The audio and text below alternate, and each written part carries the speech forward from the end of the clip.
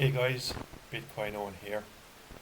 Jordi Visser is saying that the Bitcoin price is going to undergo a short squeeze basically. There's going to be a short squeeze in the Bitcoin price. What is a short squeeze, you might ask then? Well, a short squeeze it's all to do with options basically.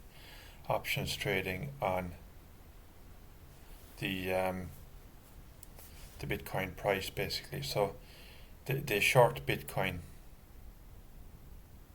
basically because they expect the price to go down.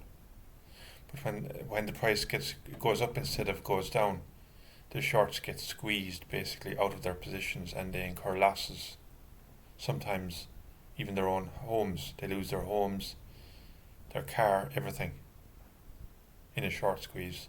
The short traders lose because the price has gone up, and this is what's going to happen, Jordi Visser reckons. And that's why Jordi Visser also says that that's the reason he has anyway for why the Bitcoin price is performing so poorly this year.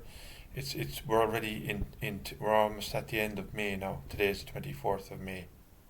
One more week left in the month of May, and we'll be 5/12ths of the way, almost half of the way through the year, and the Bitcoin price is only up 16% since January 1, 17% I think, and it's because of the shorts basically.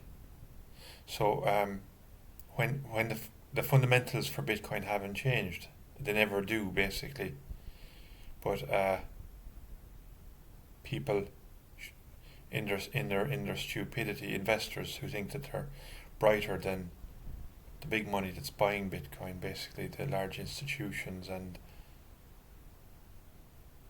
we'd say the fund managers who want to get Bitcoin exposure due to its unique properties, basically, they take out short positions on the Bitcoin price because they expect the price to go down instead of up. They don't understand the sound fundamentals of Bitcoin. They don't understand the terminology that's being used. These people don't take the time to study the fundamentals of Bitcoin.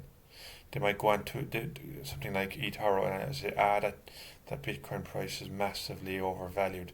And there are amateur investors who believe that basically as well, that Bitcoin is massively overpriced and overvalued. Look at Ethereum, look at XRP. You can do the same thing for a fraction of the price. No, you cannot. These altcoins are not decentralized, basically. They don't have anything like the trading volume that Bitcoin has. And you can't compare them to Bitcoin like that. But these people go on to eToro and these trading websites, Robinhood as well, and short Bitcoin. And they would come to hundreds of millions of dollars worth of short positions, I would say, billions probably. And when the Bitcoin price goes up, then there's a short squeeze, and these people get squeezed out of their short positions. And that's what Jordi Visser is talking about. A short squeeze on Bitcoin is coming. Scott Bessent was on CNBC during the week, and he said we are going to grow our way out of this. He was referring to the debt situation of the US federal government, basically of $36 trillion, and the analyst asked him, how are we going to get out of this situation? The debt that we're in, it's at 125% of annual GDP, and he said we are going to grow our way out of it. Yeah, we're going to print our way out of it, more like it, I'd say, because the international demand and demand, all kinds of demand for US bonds is falling. Demand for US bonds is falling, and there are less and less people interested in buying US bonds. So the buyer of last resort is the Federal Reserve, and that is when we have debt monetization. That's what's ahead of us. More and more and more debt monetization, more and more inflation, until we give up on the dollar and the euro and adopt Bitcoin.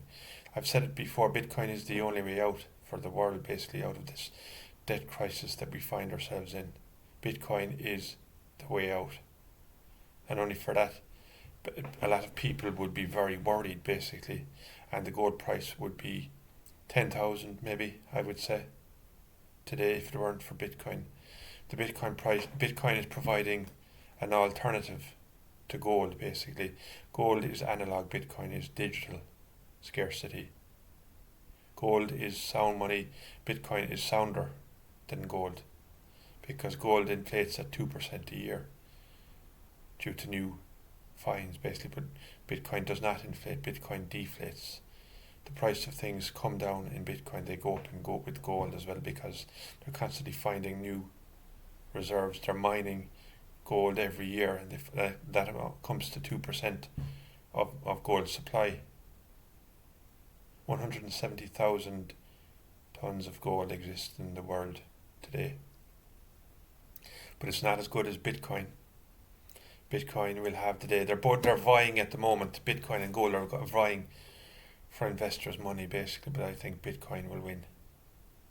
You can't make gold digital. They've tried that and failed in the past. Yes, I found a new website this evening in my research, corecheck.dev. corecheck.dev. It was mentioned on GitHub, and I clicked on it and it brought up interesting stats. Basically, the guy with the most pull requests is Marco Falca. He has created the highest number of pull requests, and he's still posting pull requests on GitHub. And he is a lead. He is a maintainer. He has merge access. Marco Falca, Eva Chow, Gloria Zhao, Hennady Stepanov, and Michael Ford Fanquick. They are the 5 people with merge access. They are the 5 people who can change Bitcoin. Only with consensus though. Only when there's consensus. They cannot change Bitcoin without consensus. Otherwise there would be a hard fork. That's all for now, guys. Like, share and subscribe. Cheers.